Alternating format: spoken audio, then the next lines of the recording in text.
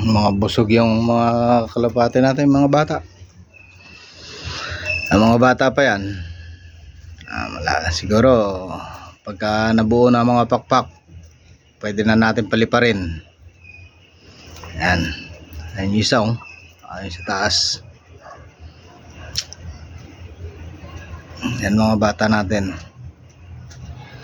Kahit pa paano, meron tayo palilapirin pagka medyo naging maayos-ayos na tong mga pakpak nila. Kasi mga tumutubo pa lang, binubuo pa lang nila mga kanilang pakpak.